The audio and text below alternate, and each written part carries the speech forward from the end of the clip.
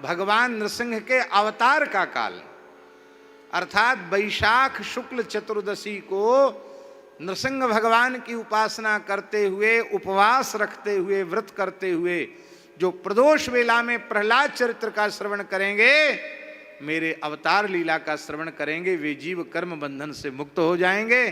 जो लोग प्रत्यक्ष बैठकर सुन रहे हैं वे भी शास्त्र वचन के प्रमाण के अनुसार कर्म बंधन से मुक्त हो गए, कहने सुनने वाले। और जो लोग इस यंत्र के माध्यम से दुनिया में जहां जहां सुन रहे हैं श्रद्धा पूर्वक, वे भी सब कर्म बंधन से मुक्त हो गए। ऐसी महिमा महाराज प्रहलाद चरित्र की। अरे तीनों लोगों का मालिक था हिरण्यकशिपु। हिरण्यकशिपु जितना प्रतापी हुआ, इतिहास में इतना प्रतापी कोई असुर हुआ ही नहीं। हाँ, हिरण्यकशिपु को जगह के जैसा प्रतापी कोई नहीं हुआ। विचित्र था महाराज। ऋषि ब्राह्मण छिपकर यज्ञ करते देवताओं के बलिष्ठ होने के लिए।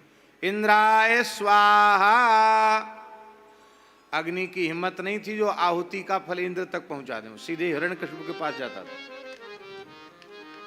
तुम चाहे शंकर जी का नाम लेके आहुति दो, चाहे विष्णु भगवान का नाम, अग्नि डर के मारे वहीं आहुति पहुंचाते थे।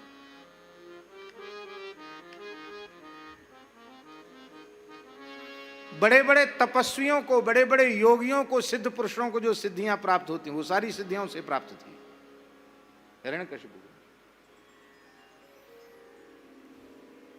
चंद्रमा सूर्य सबको कहा भजन करो, दैत्यों को ही बिठा दिया था सूर्य चंद्रमा बना के, तुम चंद्रमा बन के चमको, तुम सूर्य बन के चमको। इतना शक्तिशाली था वो। विचित्र था महाराज।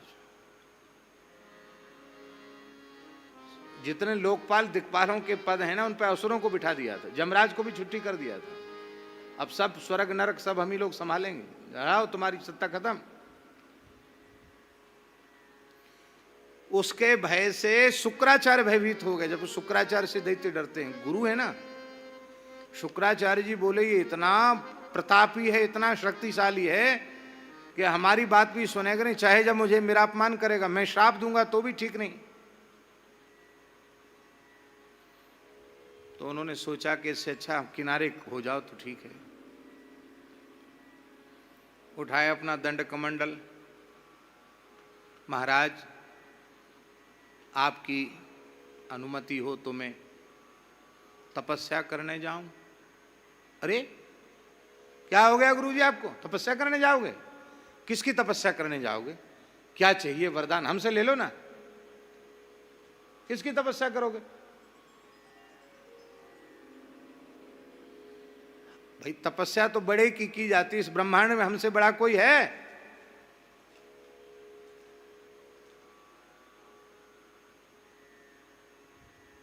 सारे ब्रह्मांड की व्यवस्था मेरे अधीन है। शुक्राचार्य जी सोचे अब इसको क्या उत्तर दें।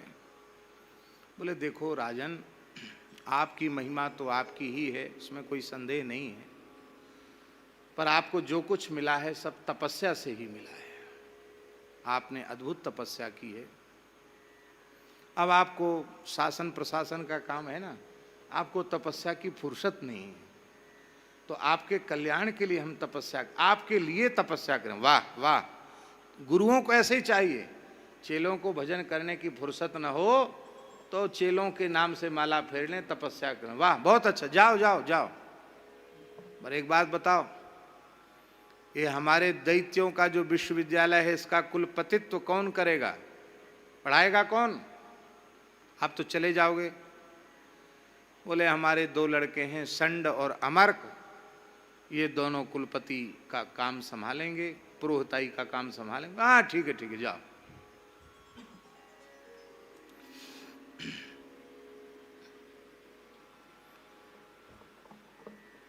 ये कभी हिमालय पर चला जाता, कभी विंध्याचल चला जाता और वहीं अप्सराओं को कहता कि नाचो नाचो। वो बेचारी बड़े बड़े मखमली गलीचों पर फूलों पर नाचने वाली रंभा, तिलोत्तमा, घृताची, मेनका, उर्वशी आदि अप्सराएं, उनको विंध्याचल के कंकड़ पत्थरों में नचाता। नाचो नाचो नाचो नाचो, हिम्मत नहीं थी कोई मना कर दे।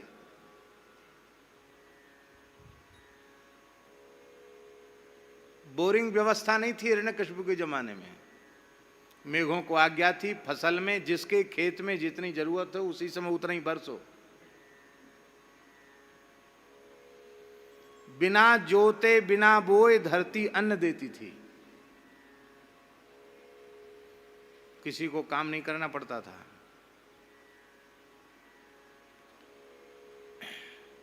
धरती से स्वर्णादि रत्नादि की खान अपने आप बाहर निकलती थी, उगलती थी धरती रत्नों को डर के मारे। समुद्र अपने रत्नों को तट पर ही डाल देता और हिम्मत नहीं कोई दूसरा उठा ले, सब उठ करके हिरण्यकशिपु के यहां जाता था। ऐसा नहीं कि कोई उठा ले जाए। हाँ, इसको कहते हैं बुंदेली भाषा में चर्राटो। ऐसा चर्राटा था उसका, रे राम राम, किसी की नहीं चलती उसके सामने। एक बार नारद जी दिखाई पड़ गए, बुलाया, आइए। नारद जी आ गए। ऊपर सब हा हा हु तुम्बुरु आदि गंधर्व सब थे। अब नारद जी की अब खैर नहीं, पता नहीं क्या करेगा ये। नारद जी आ गए। क्या नाम है?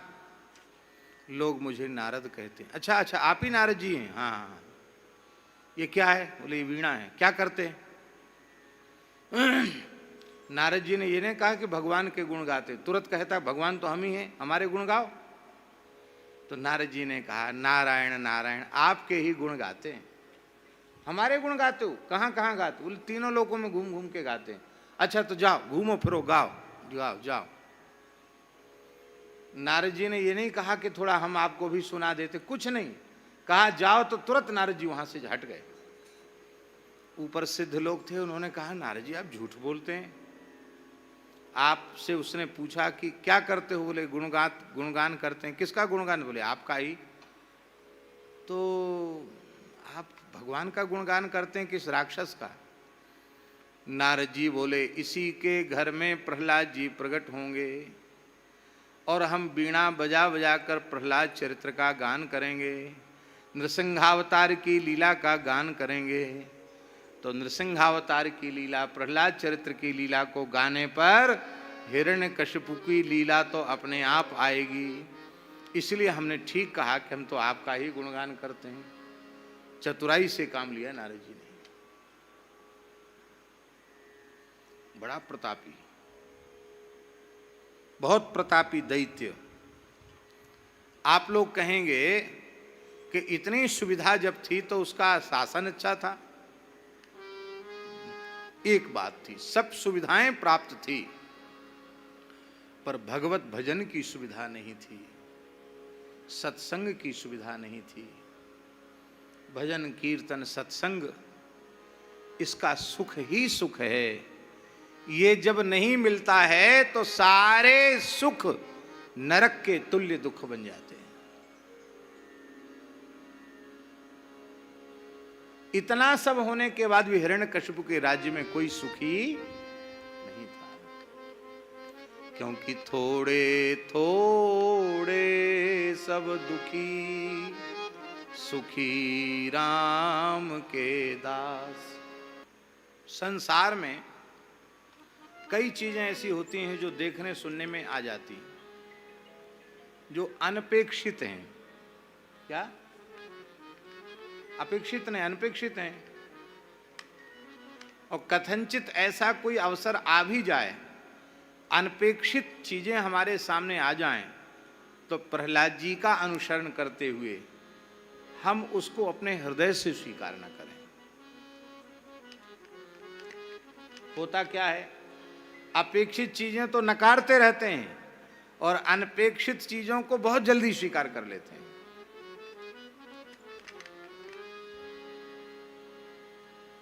बुराई के लिए कहना नहीं पड़ेगा, वो तो बहुत जल्दी आ जाएगी, क्योंकि कई जन्मों के दूषित संस्कार हैं।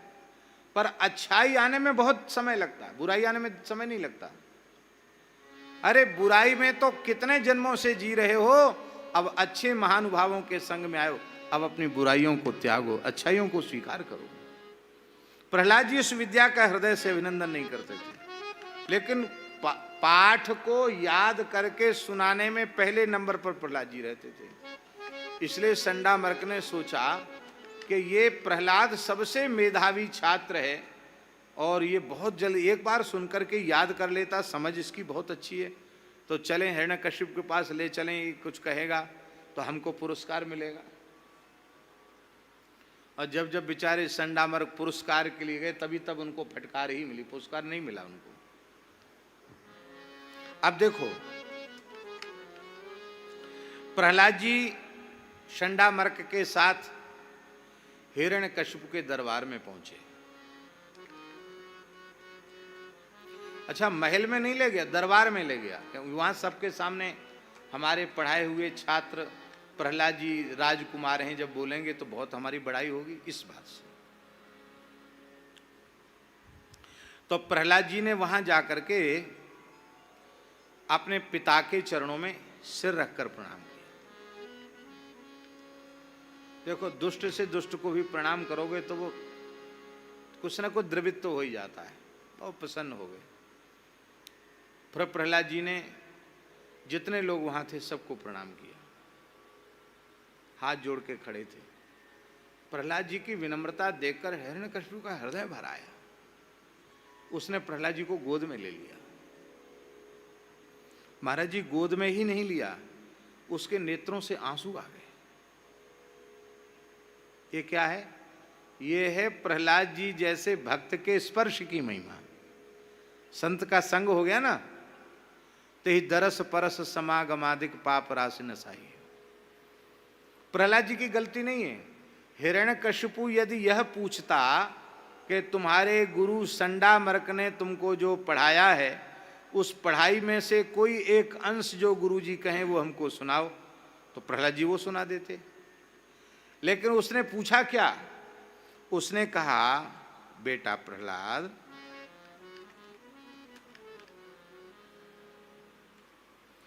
तुम्हारे गुरुजी ने तुमको जो उत्तम बात बताई हो वो बताओ। सर्वोत्तम बात होनी चाहिए, हल्की पतरी बात नहीं, बढ़िया से बढ़िया बात बताओ। पप्रच्छकत एकदा सुरराट पुत्रम अंकम आरोप्य पांडव पप्रच्छ कथ्यताम वत्स मन्यते साधु यद भवान। आप जिसे उत्तम समझते हो वो बताइए। अब प्रहलाद जी सोचने लगे कि पिताजी की आज्ञा है गुरुजी का पाठ बताओ। कौन गुरुजी? जो गुरुजी ने उत्तम से उत्तम बात बताई हो, सबसे उत्तम बात। प्रहलाद जी ने विचार किया, ये संडामर्क तो काम शास्त्र और अर्थ शास्त्र ही पढ़ाते हैं, मोक्ष शास्त्र धर्म शास्त्र नहीं पढ़ाते हैं। ये तो कल्याण की बात तो बताते नहीं, कल्याण की बात तो नारद जी की बताई हुई है। तो गुरु श्री नारद जी का स्मरण करके प्रहलाद जी बोले, पिताजी आपने पूछा है कि सबसे उत्तम बात क्या है, तो सबसे उत्तम तो यही है कि ये गृहस्थाश्रम अंधेरा कुआं है, इसमें से निकले और जंगल में चला जाए और वहां भगवान का शरणागत होकर ईमानदारी से भजन में लग जाए। इससे उत्तम और कोई बात नहीं। सबसे बढ़िया बात, संसार का जंजाल छोड़ो और भजन में लगो। तत्साधु मन्ये सुरवर्य देहिनाम सदा समुद्विग्न धिया मसद्ग्रहात् हित्वात्मपातं गृहमन्धकूपं वनं गतो यद्धरिमाश्रयेत। वन में जाकर के भगवान का आश्रय ले। प्रहलाद जी की इस बात को सुनकर के हिरण्यकशिपु को क्रोध नहीं आया। जहास वो हिरण्यकशिपु ठहाका लगाकर हंसने लग गया। ऐसे देखो बच्चों की बुद्धि कैसी होती है, ये समझते ही नहीं कुछ भी। सिनेमा के गीत रिकॉर्ड में बजते हैं और छोटे छोटे बच्चे उसको सुन के याद कर लेते हैं और गाने लग जाते हैं। उनको अर्थ मालूम नहीं है, पर उन्होंने सुना और गाना शुरू कर दिया। गांव गांव में गाने लग जाते हैं। बोले ये बेचारा छोटा बच्चा क्या जाने कि बन क्या है, हरि क्या है, भजन क्या है, ये सब क्या जाने। अरे संडामर्क, तुम्हारी पाठशाला में भगवान श्री हरि के भक्त आते होंगे, वो कुछ भजन कीर्तन गाते होंगे, उसी के मुख से सुना हुआ ये श्लोक गा रहा है मेरा बेटा।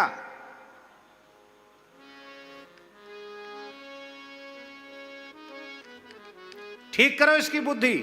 खबरदार, ऐसे तैसे लोगों का प्रवेश हमारे विश्वविद्यालय में नहीं होना चाहिए। दुर्भाग्य की बात है, आज भी भारतवर्ष में इस विचारधारा के विश्वविद्यालय हैं जहां भारत विरोधी नारे लगते हैं। भारत तेरे टुकड़े होंगे, ये नारे लगते हैं। और अधिक दुर्भाग्य की बात है कि वे विश्वविद्यालय आज भी मान्य बने हुए हैं। हमसे पूछने की जरूरत नहीं और हमारी चलेगी भी नहीं, हम चलाना भी नहीं चाहते, सब बात। लेकिन यदि कथनचित अपने मन की बात प्रधानमंत्री भी करते हैं, हमसे कोई हमारे मन की बात पूछे तो ऐसे राष्ट्रद्रोही विश्वविद्यालयों की तत्काल मान्यता समाप्त होनी चाहिए और इस प्रकार का व्यवहार करने वालों को कठोर से कठोर दंड मिलना चाहिए। अरे जिस भारत की धरती पर तुम पैदा हुए, यहां का अन्न जल ग्रहण कर रहे हो, उसके प्रति तुम्हारी भावना नहीं।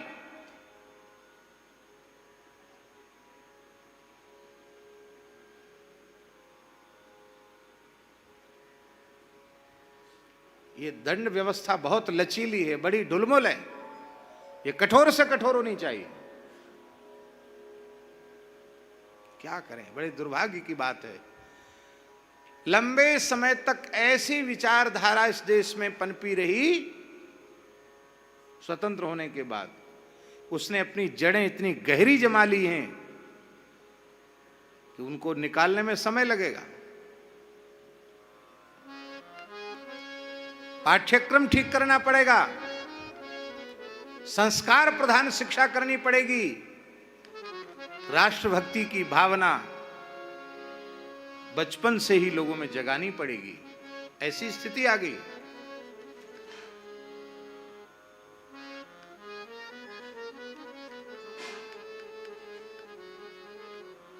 सफलताएं असफलताएं किसी के बस में नहीं है। हानि लाभ जीवन मरण जस अपजस विधि हाथ। लेकिन इतना हम जरूर कहेंगे कि अभी इस देश को बहुत लंबे समय तक अच्छे संस्कारों की, अच्छी सभ्यता की, अच्छे शासन की अत्यंत अत्यंत आवश्यकता है।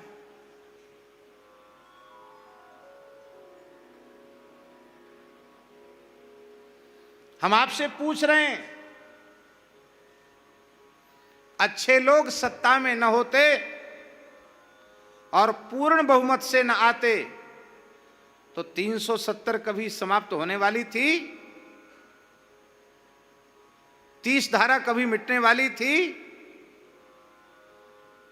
कश्मीर में कभी तिरंगा लहरा सकता था क्या?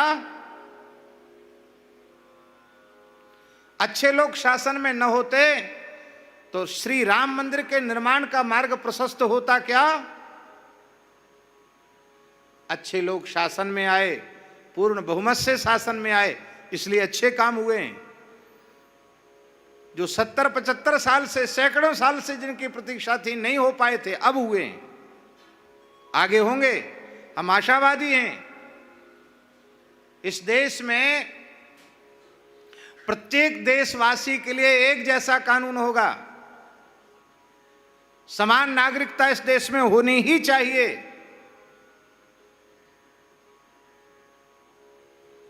भगवान कृपा करेंगे, समान नागरिकता भी आएगी।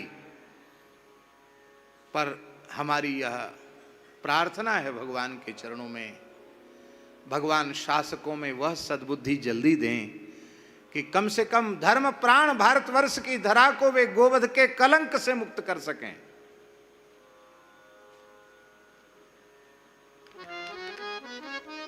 अभी पूर्ण बहुमत में हैं, अभी सब कुछ कर सकते हैं। अभी रासायनिक खाद के लिए, डीएपी, फर्टिलाइजर्स के लिए बहुत बड़ी मात्रा में सब्सिडी केंद्र सरकार ने दी है।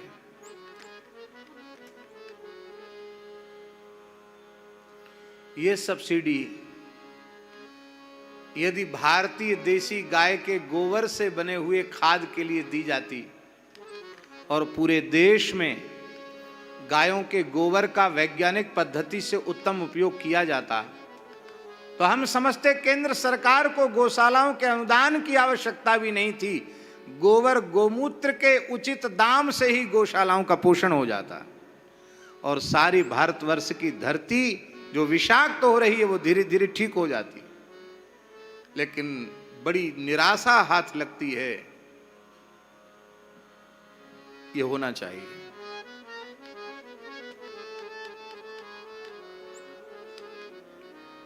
प्रधानमंत्री के जो सलाहकार हैं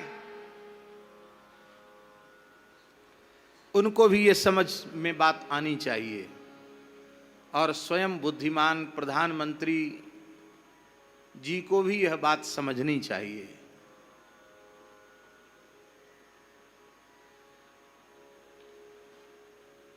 जब तक इस देश की व्यवस्था, कृषि व्यवस्था गो आधारित नहीं होगी,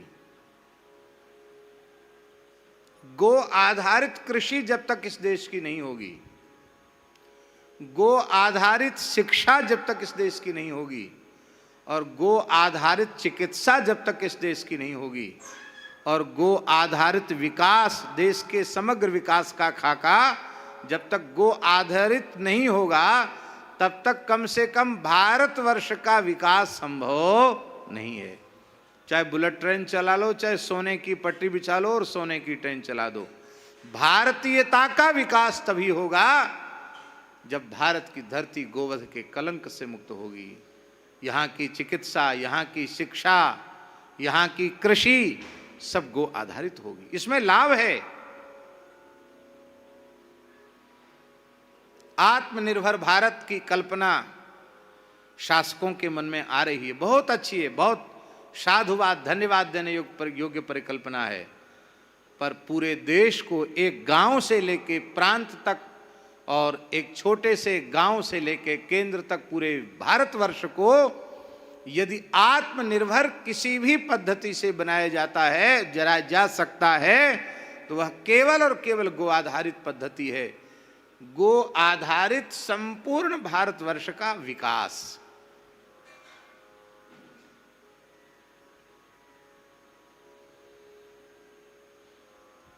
पूरा देश आत्मनिर्भर हो जाएगा। हम केवल सूत्रात्मक रूप में बोल रहे हैं। पढ़े लिखे लोगों को इस विषय पर खूब गंभीर चिंतन करना चाहिए और चिंतन में जो नई नई बातें आवे उनको लिखना चाहिए।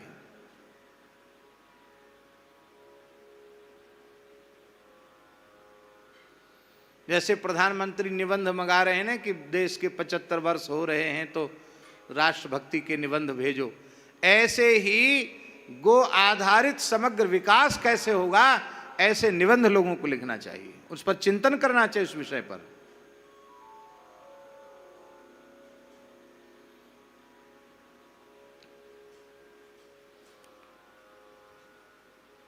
जिन लोगों के बहुत अच्छे विचार हैं उन लोगों के विचारों का आदर नहीं है।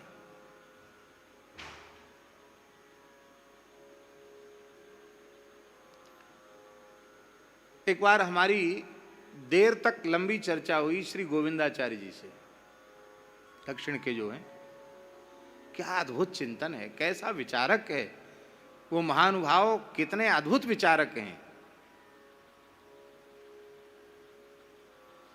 उनके विचारों को सुनकर लगता है कि हम लोगों को उनसे सीखना चाहिए, ऐसा इतने अच्छे विचार हैं उनके। लेकिन ऐसे विचारकों का आदर कहाँ हो रहा है।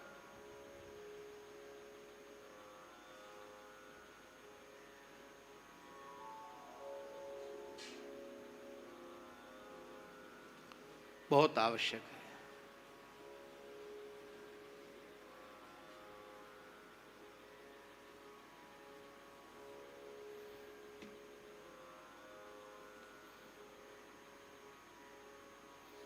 इसलिए भगवान नरसिंह से प्रार्थना है, प्रभु आप कृपा करें, भारतवर्ष की धरती गोवध के कलंक से मुक्त हो गए।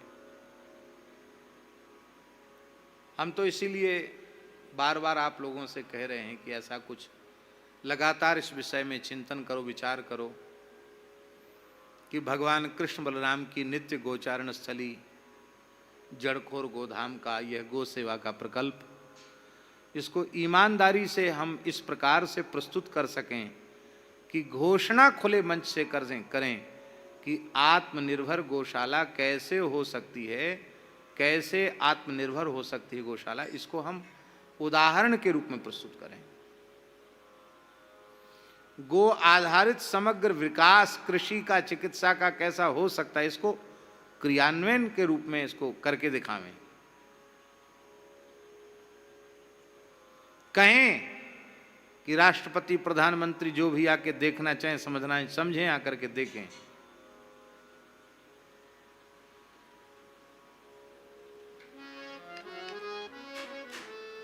भाई गाय सबका पोषण पालन करने वाली है, इस बात को हम प्रमाणित तो करें।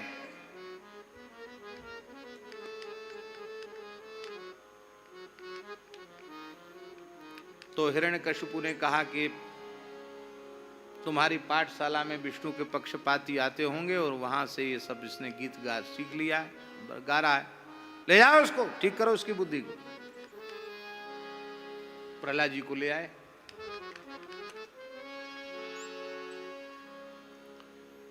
तो प्रहलाद जी से शंडामर्क ने पाठशाला में लाकर के पूछा, बेटा प्रहलाद तुम तो बड़े बुद्धिमान हो, हमने जब जब जो पढ़ाया तुमने तुरंत हमको कंठस्थ तुरंत सुनाया, दोहराया पाठ, आज तुम्हारी बुद्धि को क्या हो गया? हमने तो ये पाठ कभी सिखाया ही नहीं था, हमारे विद्यालय में तो ऐसी कोई बात कहने वाला कभी आता ही नहीं है, ये तुमने कहाँ से सीख लिया? घर छोड़ दो, संसार गृहस्थाश्रम अंधेरा कुआं है, जंगल में चले जाओ, भजन करो, ये सब बात कहाँ से सीखा है? बेटा प्रहलाद तुम्हारी बुद्धि कैसे बिगड़ गई? क्या कहा? तुम्हारी बुद्धि बिगड़ कैसे गई? प्रहलाद जी ने कहा बुद्धि बिगड़ी तो उनकी है जिनमें अपने पराये का भेद है, ये अपना है ये पराया है, उनकी बुद्धि बिगड़ी है। और जिसके जीवन में अपना पराये का भेद नहीं है, सब कुछ परमात्मा ही है, ऐसा निश्चय जिस बुद्धि में हो गया है वो बुद्धि सही बुद्धि है।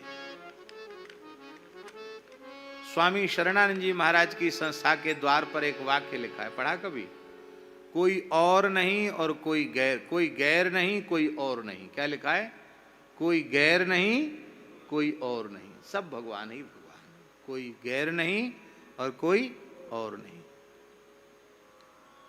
ऐसी बुद्धि होवे तो वो अच्छी बुद्धि है, वो अपने पराये की भेद बुद्धि, राग द्वेष की बुद्धि है तो अशुद्ध बुद्धि है। और ये बुद्धि भगवान की माया के कारण होती है। ऐसी भगवान की प्रचंड माया को नमस्कार है और ऐसे मायापति भगवान को नमस्कार है। हे गुरुजी, जैसे चुंबक लोहे के पास अपने आप खिंची चली जाती है, ऐसे ही विष्णु भगवान तो चुंबक हैं और मैं लोहे के समान हूं। मेरी बुद्धि सहज ही उनके चरणों में खिंच करके जा रही है। इतना सुनते ही शंडामर्क क्रोध के मारे कांपने लगे। लाओ हमारा बेत, आनीयताम अरे वैत्रम बेत्रम अस्माकम अयसस करह, ये हमारा अयस अपयस करने वाला है, लाओ डंडा लाओ। लाठी से मानेगा, डंडा से मानेगा, बात से नहीं मानेगा। इस कुलांगार को तो दमन ही इसका करना पड़ेगा। देखो तो सही, दैत्यों का खानदान चंदन बन के समान है, इसमें बबूल का पेड़ प्रहलाद कहां से पैदा हो गया? अरे अब समझ में आया, इस चंदन रूपी दैत्यों के वन को समाप्त करने के लिए विष्णु रूपी कुल्हड़ी को बेट की जरूरत थी। तो ये बबूल का पेड़ प्रहलाद ही बेट बन जाएगा विष्णु रूपी कुल्हड़ी का, और चंदन वन को काट देगा। कहना ये चाहिए था कि दैत्यों का खानदान तो बबूल के जंगल के समान है, ये चंदन का पेड़ प्रहलाद यहां धोखे से कहां से आ गया। पर वो तो उल्टा ही बोल रहे हैं। देखो, ऐसा करने के बाद भी प्रहलाद जी दुखी नहीं होते, वो सुनते रहते, चुपचाप खड़े रहते। फिर पढ़ाए कुछ दिन, फिर रटाए। जो पढ़ाते वो पढ़ लेते, सुनाओ तो सुना भी देते। सोचे अब तो भूल गया होगा पुराना पाठ, अब चलो फिर से पुरस्कार लेने। फिर प्रहलाद जी को लेके आए। महाराज जी यहाँ लिखा है, प्रहलाद जी ने चरणों में प्रणाम किया और पादयो पतितम बालम प्रतिनंद्याशिषासुरा, चरणों में पड़े हैं प्रहलाद जी पिताजी के। उठाया हिरण्यकशिपु ने, दोर्भ्याम परिष्वज्य चिरम परिष्वज्य, अपनी भुजाओं में बहुत देर तक प्रहलाद जी को छाती से लगा के रखा। परमा माप निर्वृतिम, परम आनंद को प्राप्त किया प्रहलाद जी ने, हिरण्यकशिपु ने। यह है भक्त के स्पर्श की महिमा। आरोप्यांकम अवघ्राय, गोद में बिठाया, मस्तक सूंघा, मूर्धन्यश्रु कलाम्बुभि, उस दैत्यराज के आंखों से प्रेमाश्रु बहने लगे और प्रहलाद जी के मस्तक पर टप टप गिरने लगे। अभिषेक हो गया प्रहलाद जी का। यह किसकी महिमा है? ये भक्तराज प्रहलाद जी के स्पर्श की महिमा है। अब फिर वही पूछा, क्योंकि प्रहलाद जी का सत्संग होता है तो उसकी बुद्धि सुधर जाती है, और सुधर जाती तो बुरी बात पूछते नहीं, अच्छी बात पूछता है। उसने पूछा हिरण्यकशिपु ने, काले नैतावता युष्मन यद शिक्षत गुरोर भवान। बेटा प्रहलाद, आपको आपके गुरुजी ने जो बढ़िया बात सिखाई हो वो आप सुनाइए। किंचित उत्तमम, उत्तम बात बताओ, अधम बात नहीं बताना, सुंदर से सुंदर, उत्तम से उत्तम बात बताओ। प्रहलाद जी को उपदेश में क्रम है। पहले प्रहलाद जी ने कहा घर छोड़ के जंगल में चले जाओ, और फिर क्या कहा? जंगल में जाकर क्या करो? प्रहलाद उवाच श्रवणम कीर्तनम विष्णो स्मरणम पाद सेवनम अर्चनम वंदनम दास्यम सख्यमात्मनिवेदनम इति पुंसार्पिता विष्णु भक्तिश्चेन्नवलक्षणा क्रियते भगवत्यद्धा तन्मन्येधीतमुत्तमम्। ये नवधा भक्ति है पिताजी। भगवान की कथाओं का श्रवण करना, कीर्तन करना, भगवान का स्मरण करना, भगवान का पाद सेवन करना, भगवान का अर्चन करना, वंदन करना, भगवान का दास्य करना, भगवान ही मेरे सखा हैं ऐसा मानना, और अपना सर्वस्व भगवान के चरणों में न्यौछावर कर देना, ये नवधा भक्ति सबसे श्रेष्ठ है। इतना सुनते ही हिरण्यकशिपु पहले तो हंसा था, अब की बार हंसा नहीं, अब की बार तो उसको समझ में आ गया प्रहलाद की कोई कमी नहीं, एक सारी कमी इन संडा मर्क की है। हिरण्यकशिपु गर्जता हुआ बोला, ब्रह्म बंधो किमे तत्ते विपक्षम श्रयता सता। अरे नीच ब्राह्मणों, ब्रह्म बंधु माने नीच ब्राह्मणों, अरे नीच ब्राह्मणों, तुमने हमारे घर में ही आग लगाई है, हमारे पुत्र को विरोधियों का भक्त बना दिया, असार का ज्ञान करा दिया। देखो जो शत्रु हैं वो शत्रु नहीं है, जो देखने में मित्र जैसे लगते हैं पर भीतर भीतर काट करते हैं, शत्रुता रखते हैं, बहुत ज्यादा खतरनाक होते हैं। तुम ऊपर से तो हमारे कुलगुरु बनते हो और भीतर भीतर हमारा अनिष्ट करते हो, लेकिन तुम्हारा पाप आज प्रकट हो गया रोग के रूप में। जैसे भयंकर पाप रोग के रूप में प्रकट हो जाता है, ऐसे ही ये रोग पाप तुम्हारा प्रकट हो गया। तुमने हमारे बालक की बुद्धि को बिगाड़ दिया। अब वो बेचारे संडामर कैसे ऐसे कांप रहे थे, उनको लगता था कि ये तो दुष्ट है, ये ब्रह्म हत्या वगैरह से भी डरेगा नहीं, ये तो सीधे ही फांसी का आर्डर कर देगा, चढ़ाओ फांसी पे संडामर्क को। डर गए बेचारे, थर थर कांपने लगे। गुरुपुत्र उवाच न मत प्रणीतम न पर प्रणीतम सुतो बदत्येष तवेन्द्र शत्रो नैसर्ग कीयम मतिरस्य राजन नियच्छ मन्युम कददास्ममान। न मैंने पढ़ाया न किसी दूसरे ने पढ़ाया, इसकी तो जन्मजात बुद्धि ही ऐसी है, इसलिए आप व्यर्थ में हमें दोष न दीजिए।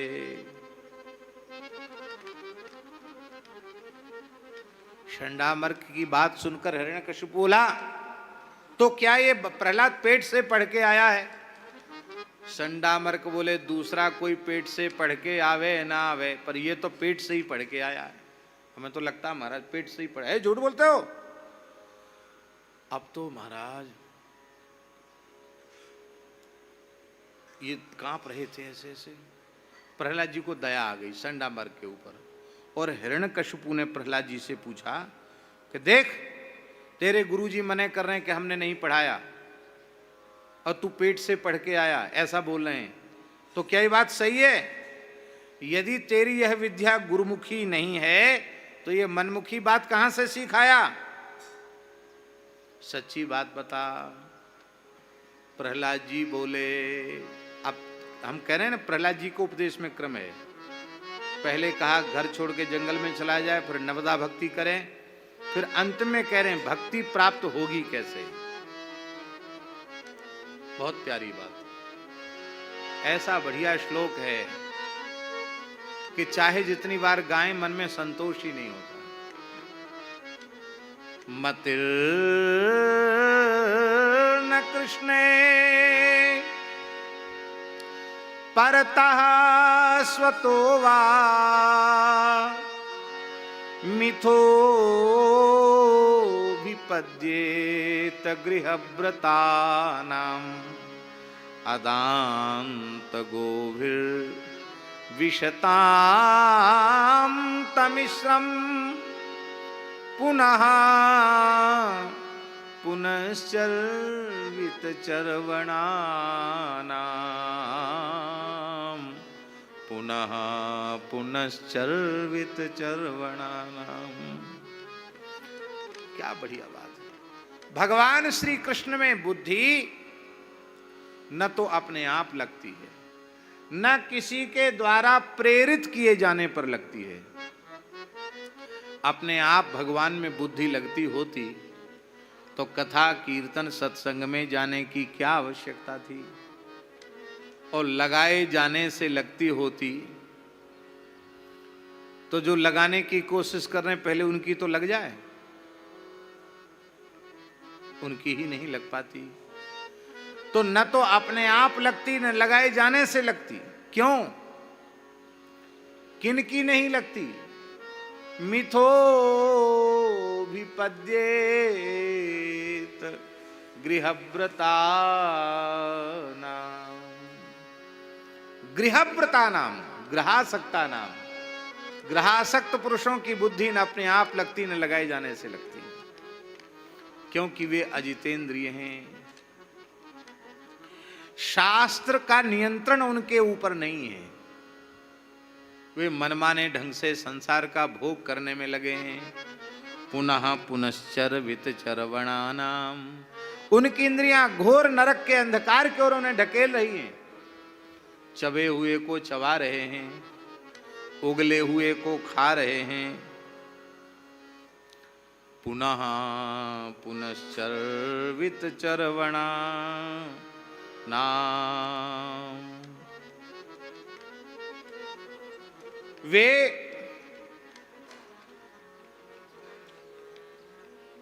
बाह्य विषयों को देखते हैं, उसी को जीवन का लक्ष्य समझ लेते हैं, और इतना ही नहीं, वे किसी भगवत भक्त का, ज्ञानी का अनुसरण नहीं करते हैं। वे तो अंधे का अनुसरण करते हैं।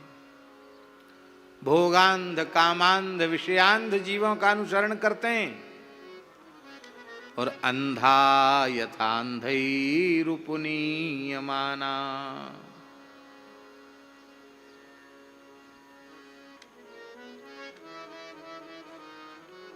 एक आंख वाला हो और 1,00,000 1 करोड़ और इससे ज्यादा अंधे एक साथ होवें और एक आंख वाले के पीछे चलें, एक के ऊपर एक कंधे पे हाथ धर के चलें, तो कोई गड्ढे में गिरेगा? कोई नहीं गिरेगा। और 1,00,000 आंख वाले हों, एक अंधे के पीछे चलें तो सब के सब गड्ढे में गिर जाएंगे। भैया किसी दिव्य भगवत प्राप्त महापुरुष का अनुगमन करो, वे ही तुम्हें भगवान तक ले जाएंगे। और देखो पिताजी, नैषां मतिस्तावदुरुक्रमांग्रिम स्पृशत्यनर्थापगमो यदर्थः महीयशां पादरजोऽभिषेकं निष्किंचनानां न वृणीत यावत्। कहते जब तक अकिंचन भक्तों की चरण रज, वह ग्रहासक्त पुरुष, विषयासक्त पुरुष अपने मस्तक पर धारण नहीं कर लेता, तब तक उसकी बुद्धि भगवान में नहीं लगती। संत चरण रज का आश्रय ही जीव को भगवत प्रेम प्रदान करता है। बहुत ध्यान से सुने, केवल रज धारण करने की बात नहीं है, रज के जैसे अपने अहम शून्य होकर उनके चरणों के आश्रित हो जाना, ये बात। नित्य वैष्णव लोग जो मस्तक पर तिलक धारण करते हैं वो क्या है? रज ही तो है, भक्त। गोपी चंदन है तो वो क्या है? भक्त चरण रज है। चित्रकूट की रज है तो भी भक्त चरण रज है। ब्रजरज है वो भी भक्त चरण रज है। ये इसी भाव से रज से तिलक किया जाता है। ऊर्ध्वपुंड्र यहाँ जड़खोर गोधाम में ब्रजरज और गोपी चंदन से मिश्रित और पंचगव्य का भी प्रयोग उसमें होता है। ऐसा पवित्र गोरज चंदन यहाँ मिलता है, गोपी चंदन के आधार पर बनाया हुआ। एक सज्जन तो बोल रहे थे, कई सज्जनों ने हमको कहा, बोले महाराज जी मैं और कोई चंदन लगा लेता हूँ तो माला फेरने में मन नहीं लगता, और मैं आपके जड़खोर गोधाम का गोरज चंदन लगाते हमारा माला फेरने में मन लगने लग जाता। मैंने बहुत अच्छी बात है। मैंने कहा दूसरा लगाते ही क्यों हो? बोले ये खत्म हो जाता। मैंने ज़्यादा मंगा के रख लो। बोलो वृंदावन बिहारी, ये है गोरज है, भक्त चरण रज है, इसीलिए कि हमारी बुद्धि भगवान में लग जाए। प्रहलाद जी को ऊपर अब तो क्रोध किया, उसने गोद से पटक दिया और मारने का बहुत उपाय किया। दिग्गजैर दंड सूकैश्च अविचाराव पातनई मायावी सन्निरोधैश्च गरदानैर भोजनई।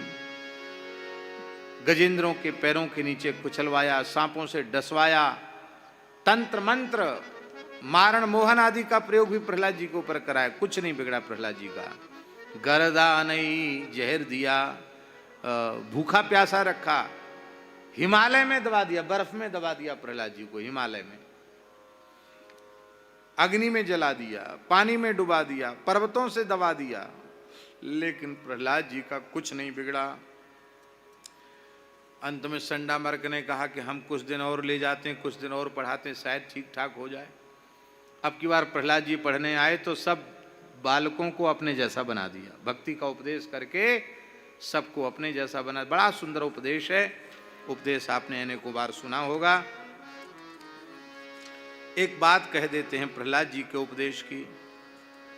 प्रहलाद जी ने कहा, हे मेरे प्यारे मित्रों, तुम अच्छी प्रकार से समझ लो।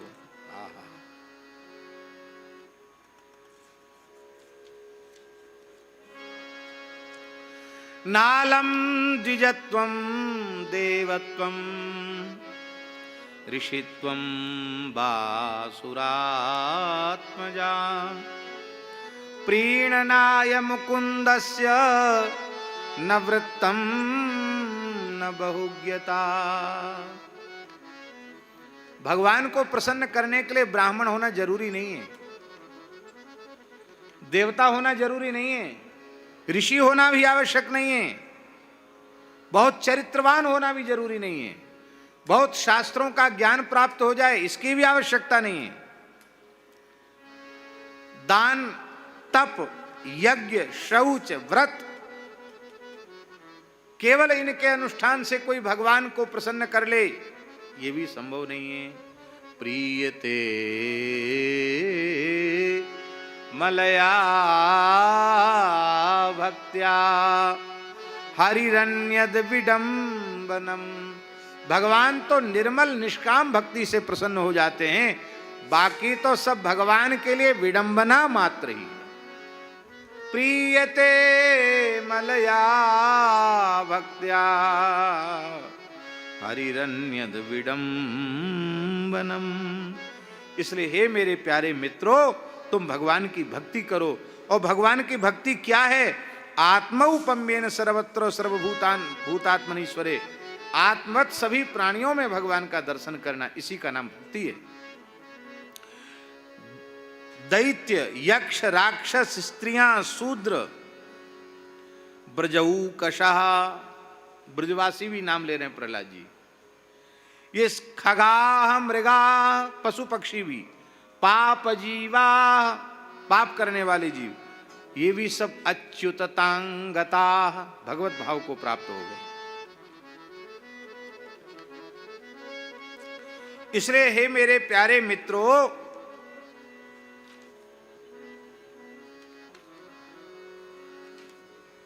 तस्मात् सर्वेषु भूतेषु दयां कुरुत सौहृदम् आसुरं भावमुन्मुच्य यया तुष्यत्यधोक्षजः। हे मेरे प्यारे मित्रों, असुर भाव क्या है?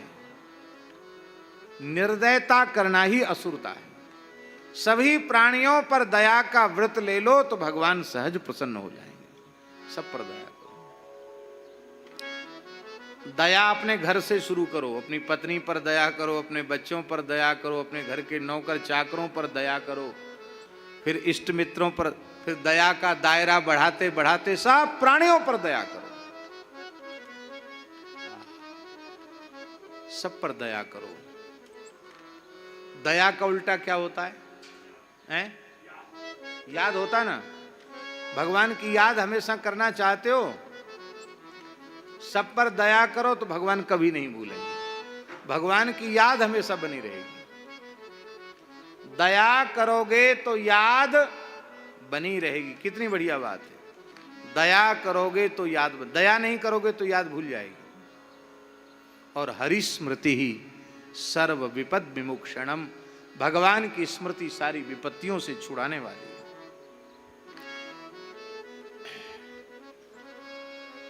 दैत्य बालक बोले, आप तो इतना लंबा चौड़ा व्याख्यान सुना दिया कि हम तो सब याद ही नहीं कर पाएंगे। आप जैसी बुद्धि थोड़ी है हमारी। एकदम सरल साधन बताइए। कीर्तन करो। बोले कीर्तन करो।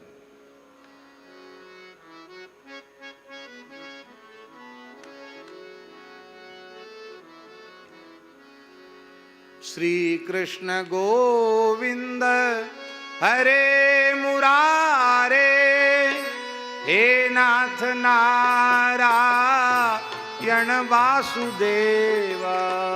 श्री कृष्ण गोविंद हरे मुरारे, हे नाथ नारायण वासुदेव। श्री कृष्ण गोविंद हरे मुरारे, हे नाथ नारायण वासुदेव। श्री कृष्ण गोविंद हरे मुरारे, हे नाथ नारायण वासुदेव। इतना जोर कीर्तन हुआ हमारा। लाखों बालक एक साथ कीर्तन कर रहे हैं। संडामर्क रोकने गए, वो भी नाचने लग गए, कीर्तन करने लग गए। जो जाता है रोकने वही नाचने लग जाता है। संडामर्क दौड़े दौड़े गए, बोले अब तो हमारे ऊपर ही कहर बरसेगा। बोले महाराज अब हमको दोष मत देना, हमने तो पूरी कोशिश की, एड़ी चोटी का पसीना एक कर दिया, लेकिन प्रहलाद को तो हम नहीं बदल पाए, प्रहलाद ने सबको बदल दिया। क्या हुआ? बोले अब तक एक प्रहलाद था, अब पाठशाला के जितने बालक हैं सब के सब प्रहलाद हो गए। अब तो हिरण्यकशिपु गरजते तर्जते, कीर्तन तो उसको भी अच्छा लगे, बेचारा क्या करे, उसको देखते ही सब बालक भाग गए डर के मारे। प्रहलाद जी वहीं खड़े थे, फिर प्रणाम किया प्रहलाद जी, दरबार में लाए उसको, चल दरबार में तेरी खबर ली जाएगी।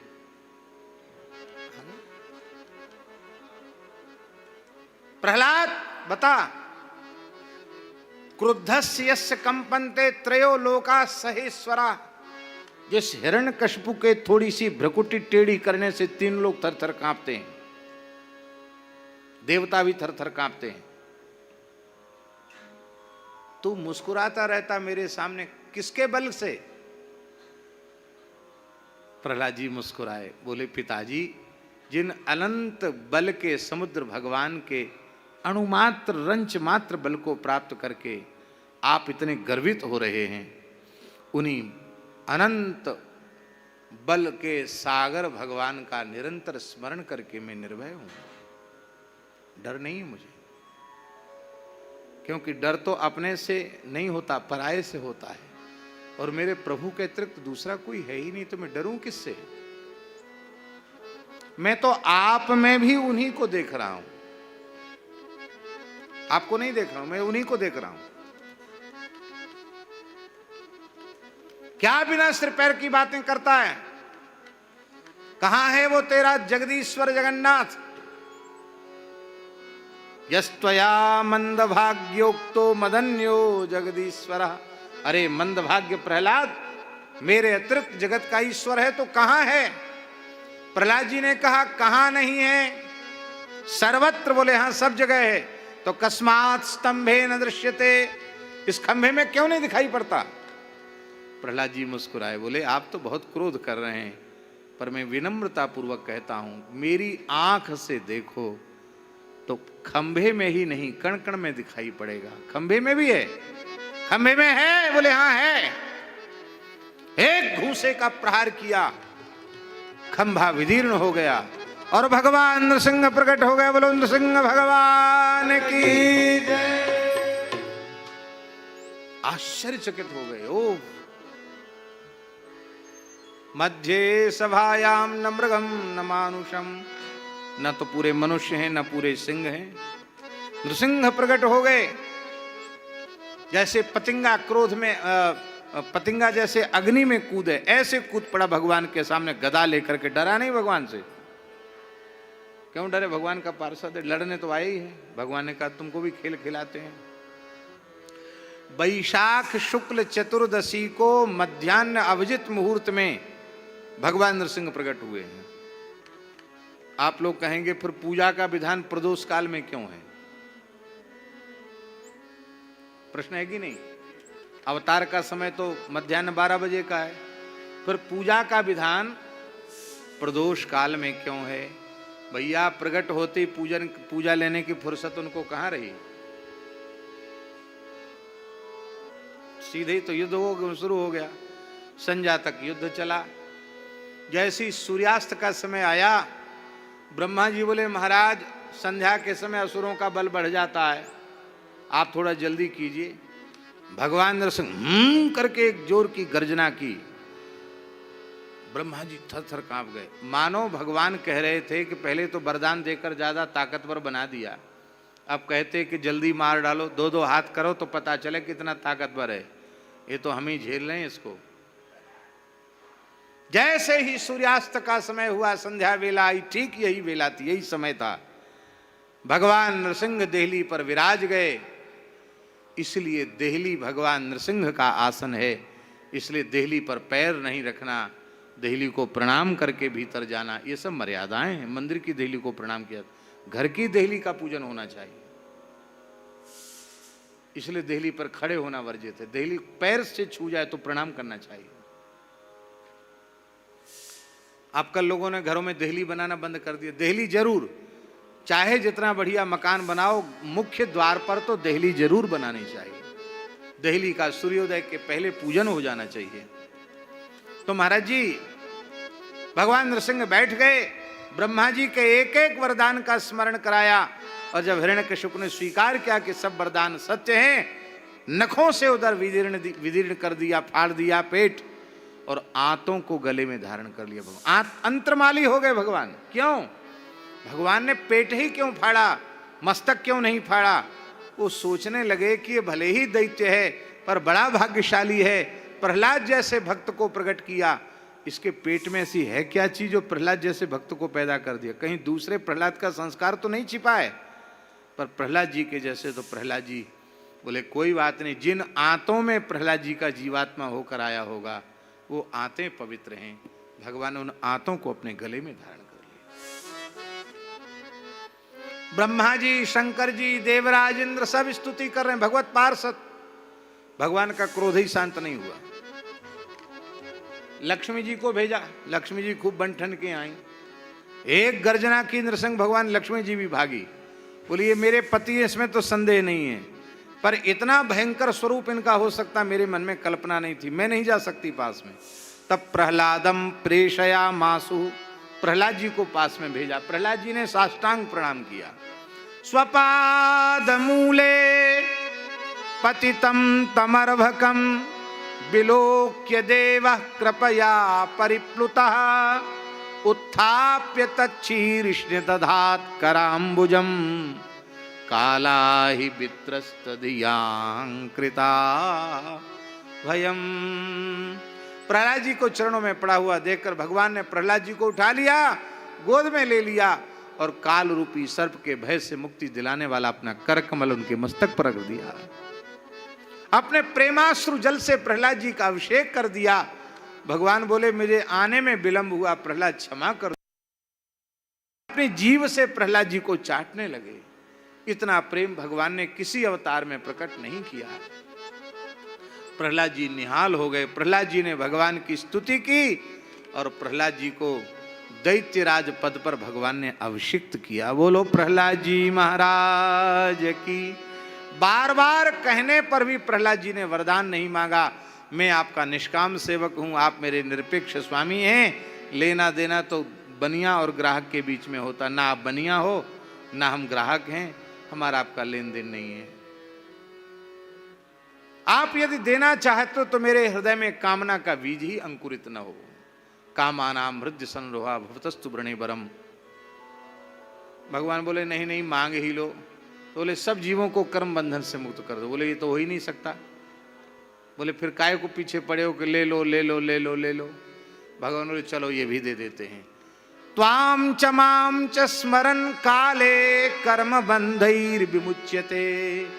जो हमारा तुम्हारा स्मरण करेंगे वे कर्म बंधन से मुक्त हो जाएंगे। काले, काले के दो अर्थ हैं, रोज, और एक अर्थ है काल।